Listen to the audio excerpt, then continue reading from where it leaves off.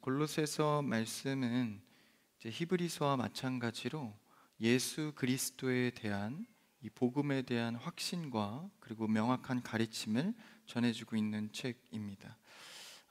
그래서 이 골로새라는 지역의 교회가 세워지면서 이 사도 바울이 직접 세운 건 아니지만 간접적으로 그 성도들을 돌보고 편지로 또 예수님에 대한 복음을 확신해 주는 말씀입니다.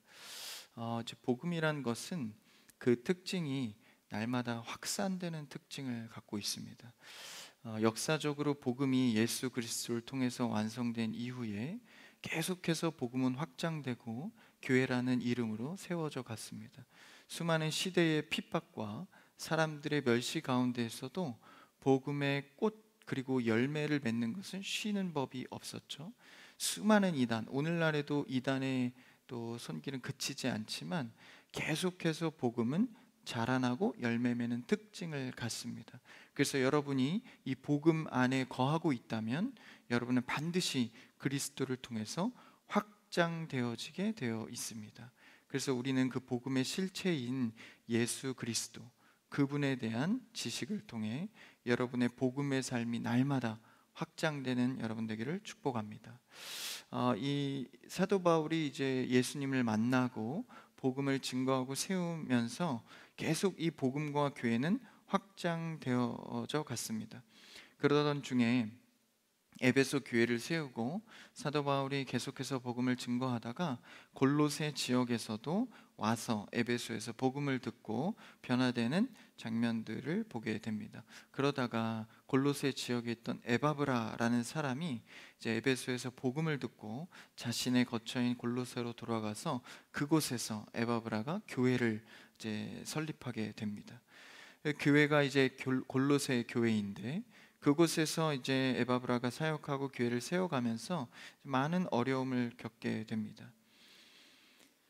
이제 오직 예수라는 이 복음을 붙들고 골로새 지역에 교회를 세웠지만 그 골로새 지역은 이제 동과 서의 가운데 위치한, 그러니까 아시아 기준으로 동과 서의 가운데에 위치한 지역이었기 때문에 서쪽이나 동쪽에서의 수많은 문화의 문물들의 교류에 중앙, 그냥 거쳐가는 다리 역할을 했던 지역입니다. 그러다 보니까 종교적으로도 많은 혼합주의와 사람들을 복음을 전하는 데에 방해하는 요소들이 많이 있었습니다. 그래서 에베소에서 나온 그 복음을 절대적으로 지키기 위해서는 그 복음에 대한 명확한 질서와 또 가르침이 있었어야 했던 것이죠. 그래서 그 교회를 잘 지키기 위해서 바울이 로마의 감옥에 구금되어 있을 때 편지로 골로새 지역을 돌보는 장면이 바로 이 골로새 편지의 내용입니다. 바울은 이 에바브라가 교회를 세우고 동역자가 되면서 이 골로새의 소식을 바울이 많이 접하게 됩니다. 이제 에바브라가 바울에게 많은 골로새 지역 교회에 이 보고를 했던 것이죠. 그래서 얼굴은 보지 못했지만 성도들의 형편을 잘 알고 있었습니다. 이 성도라는 특징은 매우 특별하게도 이 인간적인 관계를 차곡차곡 쌓지 않아도 영적인 교류가 가능합니다. 왜냐하면 한 아버지 그리스도 안에서 하나된 연합체이기 때문에 그리스도를 믿기만 하면 성도들 간의 유대감을 갖게 되는 것이죠. 매우 특별한 공동체입니다. 이 사회에서 인간관계라는 것은 추억도 쌓고 관계도 맺어가야 어떤 서로의 상호작용이 일어나는데 우리는 다릅니다. 왜냐하면 주 안에서 영적으로 같은 말씀을 먹고 같은 그리스도를 찬양하는 공동체이기 때문에 오늘 처음 본 성도라 할지라도 그리스도 안에 하나 되어서 그를 사랑하고 위로할 수 있는 것이죠. 그래서 우리가 하는 고백이 사랑합니다, 위로합니다, 축복합니다, 이런 낯선 세상에서는 고백들일지라도 영적으로는 주 안에서 사랑할 수 있는 것이죠.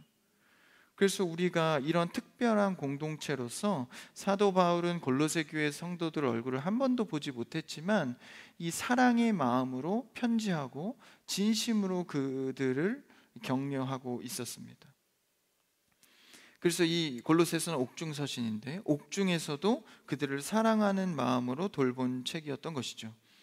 그래서 이 세속 문화와 이단이 매우 많았던 이 골로새 지역에 그리스도 한 분만으로 천국에 간다는 그 구원론에 있어서 그들이 매우 혼란을 겪었던 것입니다. 사실 여러 문물을 받아들이면서 이 세속적인 문화의 가치는 뭔가 내가 열심히 했을 때 보상을 받는 것, 그리고 내가 이만큼 했으면 이만큼 축복받는 것, 그런 이치 속에서의 종교가 많았기 때문에 에바브로가 바울을 통해서 받아들인 그리스도 한 분만으로 만족하는 이 신앙은 그들에게 채워지지 않았던 것입니다. 아니, 많은 소리로부터 헷갈리기 시작했던 것이죠. 그래서 골로새 지역에 많이 이렇게 유입됐던 것이 천사 숭배, 그리고 율법주의, 영지주의, 혼합주의가 많이 있었습니다. 그래서 이런 복음과 좀 반하는 여러 가지 사상들 때문에 어려움을 겪고 있던 터에 그 가운데에 가장 그 지역의 대표적이었던 사상이 바로 영지주의였습니다. 영지주의라고 하면 우리가 좀 성경에서 많이 들어봤을 법한 사상인데, 영지주의는 두 부류로 갈립니다. 그러니까 이 굉장히 극단적인 사람들인데, 이 신앙도 이 극단적이 되어지면 항상 문제를 발생시킵니다. 이원론, 다시 말하면 두 가지를 선택해서 한편의 극단적인 형태를 보이는 게 바로 이 영지주의자들인데, 이 영과 육을 우리 기독교 정통은 분리하지 않습니다. 그러니까 분리될 수 있다라고 말하지도 않고 그 두 가지의 개념이 있을 뿐 그것은 우리의 한 몸을 이루는 하나라고 말합니다. 근데 영지주의자들은 영과 육을 분리시키는 거예요.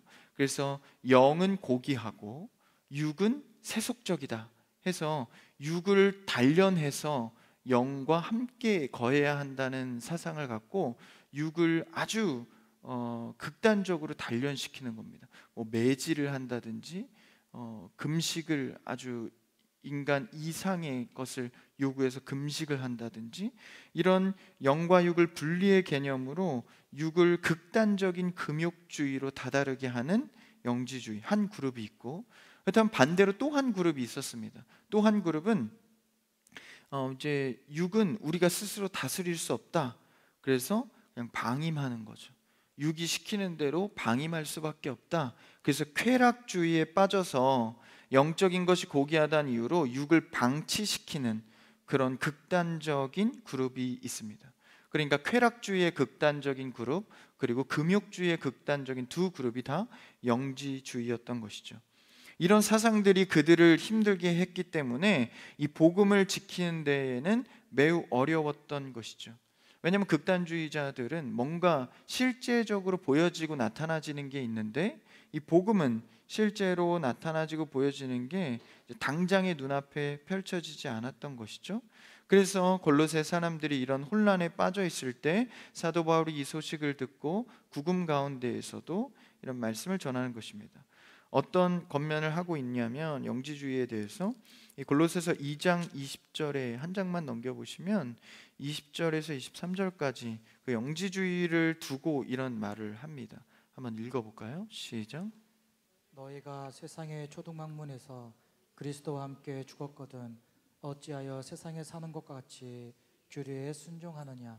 곧 붙잡지도 말고 맛보지도 말고 만지지도 말라 하는 것이니 이 모든 것은 한때 쓰이고는 없어지리라.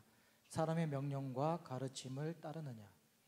이런 것들은 자의적 숭배와 겸손과 몸을 괴롭게 하는 데는 지혜 있는 모양이나 오직 육체에 따르는 것을 금하는 데는 조금도 유익이 없느니라. 그러니까 금욕주의적, 다시 말하면 골로새 지역에서 있던 그 영지주의자들은 쾌락주의보다는 금욕주의의 그룹의 사람들이 많았던 것이죠.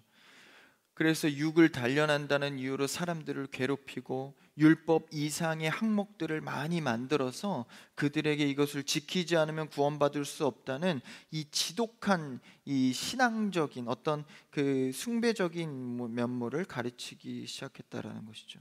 그러니까 이런 극단적인 금욕주의는 본질은 잊어버리고 형태만 붙들고 있는, 그래서 육적으로 단련하면 어떤 마치 불교처럼 어떤 열반에 이를 수 있을 거라는 착각을 하게 하는 것이죠. 그래서 이것은 하나님의 아들 예수 그리스도가 율법을 완성하고 복음의 진리의 자유를 허락하신 그 엄청난 복음의 자유를 다 잃어버리고 극단적인 신앙생활에 빠졌던 것이죠. 그러니까 그리스도의 사랑을 이용하여서 다른 길로 빠져버린 것입니다. 여러분, 이것은 당시에 있던 우상에 있던 금욕주의자들만 있는 것이 아니라 오늘날 우리 교회 안에서도 이런 금욕주의와 쾌락주의가 우리 안에서도 아직까지 있다라는 것입니다. 신앙의 모양을 판단하는 일들, 신앙의 모양을 얼마나 지켰느냐로 우리의 신앙을 판단하는 것들, 금욕주의에 빠져서 율법적으로 지키지 않으면 저주를 받을 것이다라고 함부로 말하는 일들, 성도를 판단하고 비판하는 일들, 이 모든 것들은 당시의 영지주의처럼 금욕주의에 빠져 있는 신앙이라고 할 수 있습니다. 여러분, 우리는 신앙 가운데 오직 그리스도가 주시는 복음의 자유함으로 기쁘게 예배하는 여러분 되길 축복합니다. 봉사나 여러분들이 섬기면서도 뭔가에 눌려서, 상대적 비교로 눌려서 어려움을 겪고 있습니까? 우리는 다시 복음의 자유를 회복하여서 그리스도가 주는 복음의 즐거움을 회복하여야 합니다. 그래서 신앙생활을 하고 뭔가 좀 고역같이 뭔가 열심히 해야 되는 그것이 아니라 우리는 예수 그리스도로 기쁨을 누리는 공동체입니다. 세상이 줄 수 없고 세상이 알 수 없는 그리스도를 통한 기쁨, 이것을 누려가는 것이 그리스도인이다라는 것이죠. 그런데 골로새 지역은 이런 복음의 교회를 세웠음에도 이런 금욕주의에 대해서 이 복음의 자유를 누리지 못하고 있었던 것이죠. 그래서 에바브라가 개척하고 에베소에서 사도 바울에게 들은 복음의 말씀, 그리고 오늘같이 이 골로새를 통한 편지를 또 그들에게 전하면서 교회를 새롭게 다시 세워가려는 모습입니다. 그래서 이 복음의 확장, 오늘 제목처럼 복음의 확장이라는 것은 에베소 사도 바울을 통해서 에바브라가 그 바울이 가진 않았지만 그곳에서 이 복음을 확장해 가고 있는 것이죠.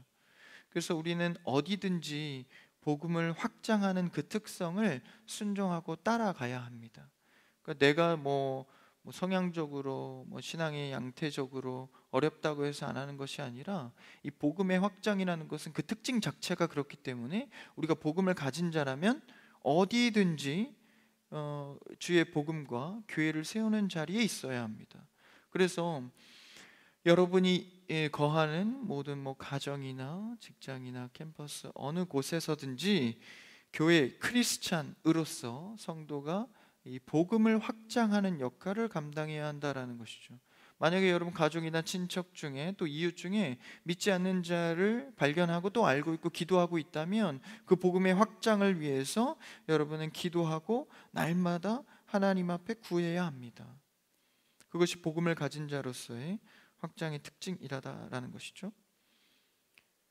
그래서 이 사도된 바울이 그 복음의 확장을 위해서 골로새에게 편지하고 있는 것입니다. 한번 1절, 오늘 본문의 1절을 한번 읽어볼까요? 인사 말씀이기도 한데 같이 읽어볼까요? 본문입니다.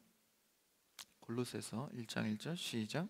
하나님의 뜻으로 말미암아 그리스도 예수의 사도된 바울과 형제 디모데는 두 가지를 언급하고 있는데 하나님의 뜻으로 그리고 그리스도 예수의 사도다라는 두 가지 표현을 합니다. 이것은 인사이기도 하고 헬라식 표현이기도 한데 이 사도된 바울이다라는 것은 오직 내가 하나님의 뜻과 그리스도로 말미암아 사도되어서 이 사역을 하고 있다라고 말하고 있는 것이죠. 이 사도라는 것은 보냄을 받은 자입니다. 그러니까 사도 바울이 그냥 이게 이렇게 느낌적으로 필이 꽂혀서 내가 여기다가 복음을 전해야겠다 이런 것이 아니라 보냄을 받은 자, 아포스톨로스라는 원어는 철저히 수동적으로 누군가의 보냄에 의해서 내가 가게 됐다라는 것입니다. 여러분, 사실 우리의 인생을 내가 정해서 막 열심히 달려가는 것 같지만 하나님의 결재와 하나님의 결정이 없으면 우리는 한 치 앞도 걸을 수 없는 것이 우리의 인생입니다. 이것을 인식하는 것이 중요합니다. 나의 인생의 길은 하나님께 달려 있다. 그러므로 우리는 늘 고백해야 합니다. 나는 하나님의 뜻으로 사는 자이고 그리스도 예수가 부르셨고 보낸 곳으로 가고 있다. 이 인식이 내 인생을 자의적 결정으로 살아가는 것이 아니라 하나님의 뜻에 구하고 순종하는 습관을 갖게 합니다. 그래서 여러분 항상 기도할 때는 오늘 사도 바울의 인사처럼 하나님, 오늘도 하나님의 뜻을 구합니다. 하나님, 오늘도 그리스도가 보낸 곳에 가기 원합니다. 그래서 여러분이 하루의 일상 속에서도 매일 반복되어지는 직장을 다니는 사람들이라 할지라도 주님, 오늘도 나는 주님이 보낸 곳에 가기 원합니다. 그래서 주님이 원하시는 곳에 거하는 것, 이것이 사실 우리의 신앙생활의 첫 걸음일지 모릅니다. 하나님의 뜻에 따라 예수 그리스도의 보내는 곳에 따라. 그래서 사도 바울은 명확한 자기의 정체성을 인사말로 이렇게 고백하는 겁니다. 예수 그리스도에 소속된 나 사도 바울은 이라고 오늘 1절에서 고백하고 있죠. 하나님의 뜻대로 보내어졌다. 근데 이것은 자신의 신앙 고백과 정체성이기도 하고, 또 한 가지는 이 사도에 대한 굉장히 많은 이 논란이 있었기 때문에 어떤 성경책이든 이 사도 바울은 편지할 때 이 고백을 많이 넣었습니다.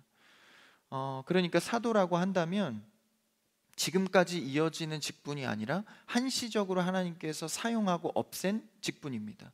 그러니까 사도는 12제자를 말하죠. 그러니까 베드로로 비롯된 수많은 이 12제자들이 하나님 앞에 사도로서 교회를 처음에 교회의 개념과 교회 건물을 세우는 그 일로 한시적으로 사용된 직분입니다. 근데 그 외에 다른 사도가 있다라는 것은 당시의 그리스도인들이 생각할 수 없었던 것이죠. 근데 갑자기 사도 바울이라는 자가 나와서 자기가 사도라는 거예요. 근데 사도의 정확한 이 조건이 있는데, 사도가 되려면 기본적으로 예수님께 직접 가르침을 받아야 합니다. 그리고 예수님이 직접 보낸 자여야 합니다.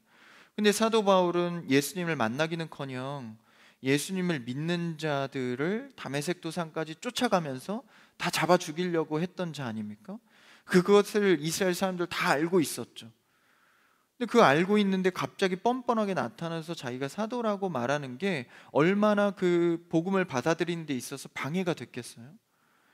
복음이 정말 탁월하고 좋은 거 알겠는데 그걸 전하는 자가 바울이라고 하니까 며칠 전만 해도 예수님 믿는 자를 핍박했던 자가 전하는 말을 어떻게 신뢰할 수 있었겠습니까? 그런데 사도 바울은 다른 사도들과 같이 명확하게 예수님을 부활 이후에 승천 이후에 최초로 만난 자이고, 예수님의 부르심과 보내심을 받은 최초이자 마지막의 인물입니다. 잘 알다시피 이 다메섹 도상에서 사도 바울은 예수님 믿는 자를 죽이러 갔다가 실제 예수님을 만나게 되죠. 그러면서 이 부활하고 승천하고 이 땅에 없었던 예수님을 최초로 목격한 자입니다. 그래서 예수님이 직접 말씀해 주시죠. 나는 네가 핍박하는 예수라. 그때 이 사도 바울이 예수님을 인격적으로 만나게 되고 두 눈으로 확인하게 되고, 그리고 예수님이 뭐라고 말씀하시죠? 이방인과 나를 위해서 택한 자다. 그래서 이방인을 위해서 예수님이 보내주시죠. 그래서 부활의 예수님을 만나고 나서야 유대인 중에 유대인이었던, 구약의 율법을 너무나도 잘 알고 있었던 사도 바울은 구약의 메시아가 예수 그리스도다라는 사실을 만나 알게 되었던 것이죠. 이 인생에 굉장히 큰 충격이었던 것입니다. 두 눈을 3일 동안 멀고 그 예수님을 직접 경험하게 된 것이죠. 그래서 내 안에 지식적으로 머물던 메시아가 이제 인격적으로 그리스도를 통해서 들어오게 된 사건입니다. 그래서 예수 그리스도를 만나게 되어서 이제 진짜 복음을 전하고 확장하게 된 것이죠. 이것은 지식으로나 들음으로만 가능한 것이 아니라 오직 예수 그리스도를 만남으로 가능했던 사건입니다. 그래서 우리의 신앙생활도요, 나이와 지식과 민족과 성격에 국한된 것이 아니라 오직 예수 그리스도를 만나는 것으로 출발해야 합니다. 그래서 우리가 예수 그리스도를 만나지 않으면 실제 우리의 신앙생활은 가짜입니다. 지식적으로 성경을 아무리 통달했다 할지라도 그리스도를 성령 가운데 만나지 않는다면 죽은 지식입니다. 여러분, 우리가 나이가 들수록 철이 들까요? 저는 그렇지 않다고 생각합니다. 성격이 더 순하고 착하면 예수님을 더 잘 믿을 수 있을까요? 그렇지 않습니다. 인간은 본디 누구나 의인이 없고 다 죄인이기 때문에 나이나 성격이나 민족이나 내가 거하는 곳, 가정 환경으로 달라지는 것이 아닙니다. 믿음은 오직 그리스도를 만나야 가능한 것입니다. 그래서 우리가 성향적으로 좀 예수님, 난 착하지 않아서, 내 성격은 좀 달라서, 신앙적이지 않아서, 그렇지 않습니다. 누구든 그리스도를 만나야 변화할 수 있는 것입니다. 그래서 사도 바울은 예수 믿는 자를 핍박하고 죽이는 자였지만 이제는 그리스도를 만남을 통하여서 나의 삶이 전혀 다른 삶으로 바뀌고 내 성향과 지식과 상관없이 나의 믿음이 그리스도를 향하게 된 것이죠. 우리의 믿음도 그러해야 합니다. 나이에 관해서가 아닙니다. 민족에 관해서가 아닙니다. 성격에 관해서가 아니라 사도된 바울, 하나님의 뜻으로 말미암아 그리스도 예수로 사도된 바울과 같이 우리도 하나님의 뜻을 따르는 자로서 그리스도 예수로 변화받는 참된 성도가 되어야 합니다. 그렇다면 누가 누구를 판단할 수 없는 것이죠. 어떤 성격이든 어떤 가정 환경이든 어떤 나이든 상관없이 그리스도를 만난 자라고 한다면 우리는 주 안에서 하나입니다. 자신의 정체성을 예수 그리스도로 비롯된 자임을 1절에서 밝혀주고 있는 것이죠. 그래서 이를 통해서 나는 복음의 확장을 위해 일한다는 것을 말해주는 것입니다. 자신의 뜻으로 하는 것이 아니죠. 여러분, 우리의 인생도 사실 내 뜻으로 하는 것 같지만 모든 것은 하나님이 뜻 안에 있는 것입니다. 나는 그 뜻을 주 안에서 발견해가고 찾아가는 것이죠. 오늘 이 밤 기도할 때 하나님의 뜻을 발견하는 여러분 되기를 축복합니다. 사도된 바울뿐만 아니라 바울과 1절에 보니까 형제 디모데는, 실제 형제는 아니지만 형제 디모데라고 표현하고 있죠. 이 디모데가 같이 사역할 때 이제 사도 바울은 사도권에 대해서 논란이 있었고, 또 디모데는 이 할례 때문에 문제가 생길까봐 사도 바울이 할례를 받으라고 말하거든요. 사도행전 16장 1절과 3절에 이렇게 나와 있는데 한번 띄워주면 읽어볼까요? 시작. 바울이 더베와 루스드라에도 이름에 거기 디모데라 하는 제자가 있으니 그 어머니는 믿는 유대 여자요 아버지는 헬라인이라. 디모데는 루스드라와 이고니온에 있는 형제들에게 칭찬받는 자니 바울이 그를 데리고 떠나고자 할세 그 지역에 있는 유대인으로 말미암아 그를 데려다가 할례를 행하니 이는 그 사람들이 그의 아버지는 헬라인인 줄을 다 알미니라. 같은 동역자 디모데를 데리고 같이 가려고 하는데 디모데가 어머니는 유대인이라서 사람들이 좀 신빙성을 갖고 믿을지 모르지만 아버지가 헬라인이다 보니까 복음 전할 때 어려움을 겪지 않을까 해서 너가 할례를 받는 것이 좋겠다. 그래서 디모데가 할례를 받게 되는 것이죠. 이것은 복음을 위한 삶을 위해서, 그 확장을 위해서 그 삶을 드리는 것입니다. 사도된 바울도 마찬가지, 디모데도 마찬가지, 복음을 위한 삶을 살아가는 것이죠. 그래서 유대뿐만 아니라 나중에 이방을 위해서도 일하지 않습니까? 그래서 이 형제라고 표현하는 디모데도 사도도 하나님의 뜻으로 복음을 위해서 살아가고 있다라고 말하고 있습니다. 여러분, 우리는 우리의 정체성을 다시 점검해야 합니다. 내가 정말 그리스도의 복음을 위해서 살아가고 있는가? 내가 가정을 꾸리는 일, 돈을 버는 일, 경제력을 위해서 사업하는 일, 교회를 다니는 일, 모든 일들이 정말 하나님의 뜻 안에서 그리스도의 부르심으로 복음을 위한 삶으로 결정하고 있는가? 할례에 대한 문제, 사도권에 대한 문제, 이 모든 일들에 대해서 복음을 위한 일이라면 기꺼이 희생하고 복음을 위한 일이라면 기꺼이 결정하는 일들. 여러분, 우리는 복음의 확장을 위해서 복음을 위한 결정을 할 수 있는 여러분 되기를 축복합니다. 그리고 대대로 자녀들에게 가르쳐야 합니다. 우리는 복음을 위한 일을 해야 한다. 그 가르침 없이 어떻게 주를 위해 살아갈 수 있겠습니까? 그래서 그 인사를 하면서 2절에, 오늘 본문으로 돌아와서 2절에 이제 골로새 성도들이라고 명확히 말하면서 인사를 하는데요. 한번 2절을 읽어볼까요? 시작. 골로새에 있는 성도들 곧 그리스도 안에서 신실한 형제들에게 편지하노니 우리 아버지 하나님으로부터 은혜와 평강이 너희에게 있을지어다.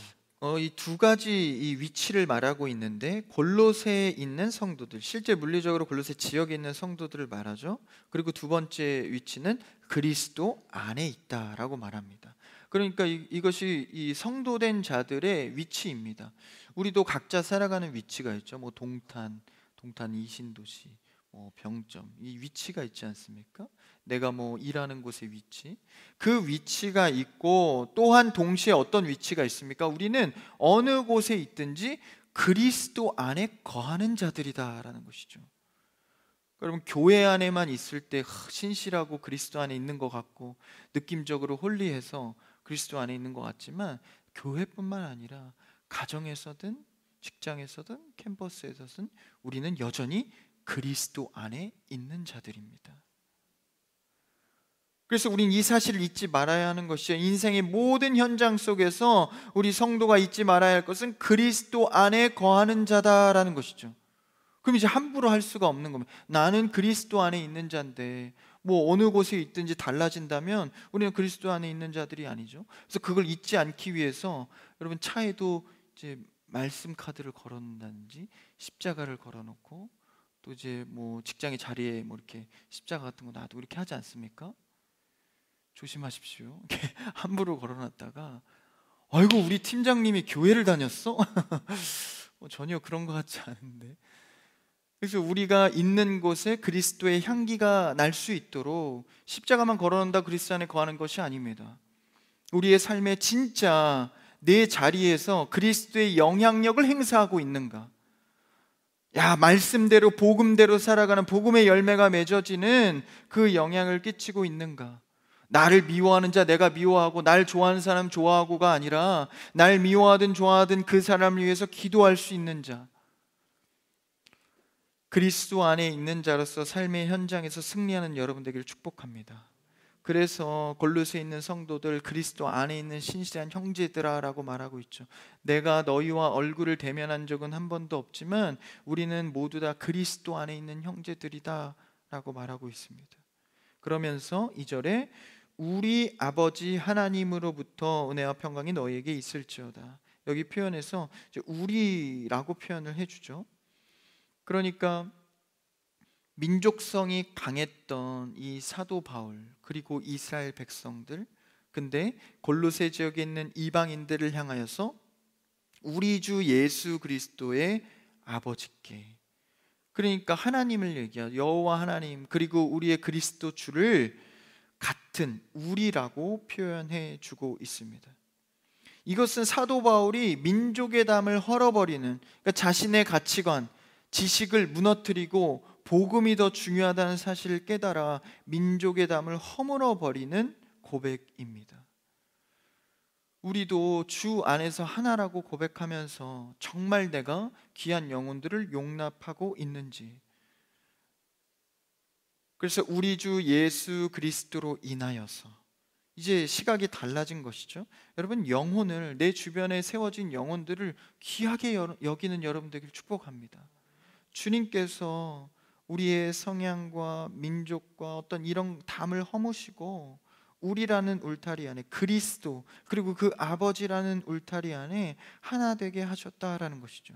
그래서 우리는 그리스도 안에서 날마다 우리의 복음을 확장시키는 삶을 살아가야 합니다. 나의 하나님이 되시기도 하지만 이방의 하나님이 되시기도 합니다. 유대의 하나님이시기도 하지만 열방의 하나님이시기도 합니다. 그래서 현재에 머물러 있는 것이 아니라 미래까지 나아가는 그 아버지 복음의 특성으로 우리는 삶의 공간과 시간과 또 성향이 다르다 할지라도 그리스도 안에서 하나 되고 확장되어져 가야 합니다. 그래서 이 땅 가운데는 우리는 이제 일상의 과제가 남아 있는 것이죠. 그리스도로 우리가 복음을 받아들였다면 우리 일상 속에서 그리스도를 전하고 복음을 확장시켜가는 일을 해야 합니다.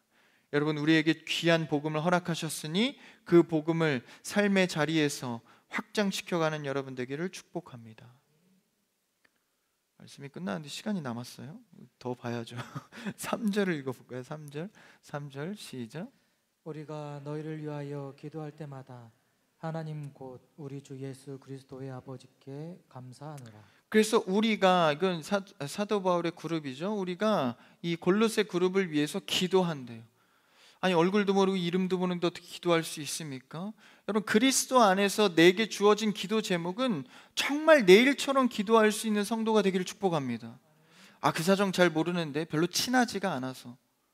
여러분, 그렇게 하지 마시고 우리 안에 주어진 기도 제목이 있다면 열과 성의를 다해서 기도하는 것이죠. 주 안에서 떨어진 나에게 미션입니다.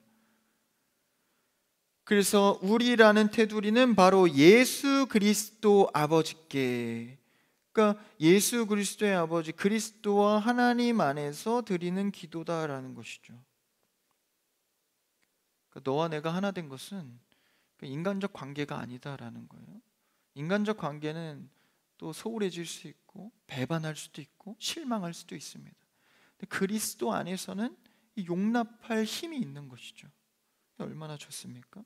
민족의 담을 허물고 이제는 그리스도 안에서 서로 기도를 합니다. 오늘 본문 읽지 않았지만 남았으니까 더 해볼까요? 4절을 못 띄우죠? 4절 성경책보고 한번 읽어볼까요? 4절 시작. 이는 그리스도 예수 안에 너의 믿음과 모든 성도에 대한 사랑을 들었으며. 예수 그리스도 안에서 너희의 믿음, 그러니까 에베소를 통해서 믿음이 전달되지 않았습니까?